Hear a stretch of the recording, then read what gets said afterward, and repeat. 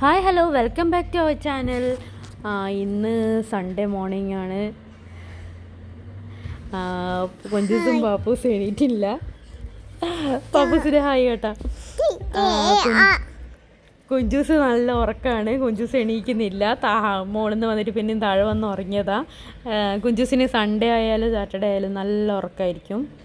ഒരു ദേഷ്യമാണ്, ഇത്രയും ദിവസം എണീറ്റില്ലേ എന്നുള്ള ദേഷ്യമാണ്. പിന്നെ ഇപ്പോൾ കുറച്ച് ദിവസം അധികം കിട്ടി, അത് സുഖമില്ലാത്തതുകൊണ്ട്. പാപ്പൂസ് എണീറ്റ് ഇനിയിപ്പോൾ കരയാൻ റെഡി ആയിട്ട് നിൽക്കുവാന്ന്. ഇപ്പോൾ ഇങ്ങനെ നിൽക്കുന്നുണ്ട്. ഇനി പെട്ടെന്നൊരു കരച്ചിലാണ്. അപ്പോൾ അടുക്കളയിൽ കിച്ചണിൽ എന്താണെന്ന് വെച്ചാൽ കറി ആയിക്കൊണ്ടിരിക്കുക, കടലക്കറി. പാപ്പൂസ് കരയാനുള്ള എല്ലാ തയ്യാറെടുപ്പും എടുത്ത് കരയാൻ തുടങ്ങി. അപ്പോൾ തന്നെ കുഞ്ചു കുളിച്ച് വന്നിട്ടുണ്ട്. കുഞ്ചുവിന് ചായ കൊടുത്തതിന് ശേഷം ബ്രേക്ക്ഫാസ്റ്റ്, നമ്മളെല്ലാവരും കൂടെ ബ്രേക്ക്ഫാസ്റ്റ് കഴിച്ച് പുട്ടും കടലയായിരുന്നു. അതെല്ലാം കഴിഞ്ഞ് പിന്നെ ഉച്ചക്കത്തെ ഉച്ചയ്ക്ക് എങ്ങനെയല്ലോ നമ്മൾ ഒരു വിധം തീർത്തു. ഇതിപ്പോൾ വൈകുന്നേരത്തെ സ്നാക്സിനുള്ള പരിപാടിയാണ്. പഴം പുഴുങ്ങിയിട്ട് ഉടച്ചിട്ട് ഉന്നക്കായ ആക്കാനുള്ള പരിപാടിയിലാണ്. പഴം പുഴുങ്ങി ഉടച്ച് വെച്ചിട്ടുണ്ട്. 2 മുട്ട പൊട്ടിച്ചൊഴിച്ച് അതിലേക്ക് പൊടിച്ച പഞ്ചസാര ഏലക്കായ ഇട്ട് നന്നായിട്ട് ഇളക്കി കൊടുത്ത്, എന്നിട്ടൊരു പാൻ വെച്ച് അതിലേക്ക് കുറച്ച് നെയ്യ് ഒഴിച്ച് കൊടുത്തിട്ടുണ്ട്.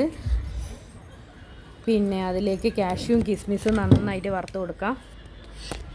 നന്നായിട്ട് ഇതിങ്ങനെ ഒന്ന് ഫ്രൈ ആവുമ്പോൾ ഇതിലേക്ക് നേരത്തെ ആക്കി വെച്ചിരുന്ന മുട്ടയും പഞ്ചസാരയും കൂടിയിട്ട് ഇതാക്കി വെച്ചതും അതും ഇട്ട് കൊടുത്തിട്ട് നന്നായിട്ട് ഇളക്കി കൊടുക്കണം.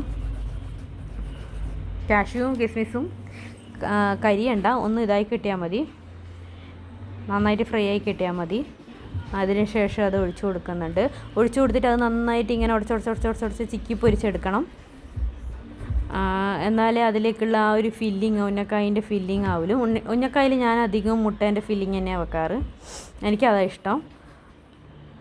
പിന്നെ നന്നായിട്ട് ഇതാക്കി കൊടുത്തിട്ടുണ്ട്, മാക്സിമം ഉടച്ചു കൊടുത്തിട്ടുണ്ട്. പിന്നെ എത്ര ഉടച്ചാലും അതൊരു വലിയ ഇതായിട്ട് വെക്കുക.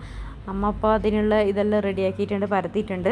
ഇനി നമ്മൾ രണ്ടുപേരും കൂടി അതിൽ ഫില്ലിങ് എല്ലാം നിറച്ച് കൊടുക്കുന്നുണ്ട്.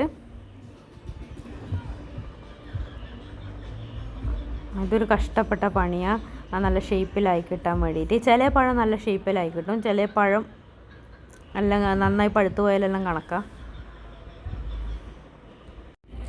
ഇത് കുറച്ച് ക്ഷമയോടെ കുറച്ച് പണിയെടുത്ത് ചെയ്യേണ്ട കാര്യമാണ്, ടൈം എടുത്ത് ചെയ്യേണ്ട കാര്യമാണ്. അപ്പോൾ ഇതിങ്ങനെ ഓരോന്നായിട്ട് വെച്ചിട്ടുണ്ട്. ഞാനും അമ്മയും കൂടി ആയതുകൊണ്ട് വേഗം ആയി കിട്ടി. ഇനി ഇതെല്ലാം കൂടെ ഫ്രൈ ചെയ്തെടുക്കണം. കുറച്ച് എണ്ണ ചൂടാവുമ്പോൾ ഇത് ഓരോന്നായിട്ട് ഇട്ട് കൊടുത്ത് അങ്ങനെ ഫ്രൈ ചെയ്തെടുക്കണം. ഞാൻ ഡീപ്പ് ഫ്രൈ ആണ് ചെയ്യാറ്, എല്ലാം ഡീപ്പ് ഫ്രൈ ചെയ്ത് കൊടുക്കുക. എല്ലാം കൂടെ ആയി വരുമ്പോൾ ലേറ്റായി, ഏതായാലും 7 മണിയൊക്കെ ആകുമ്പോൾ.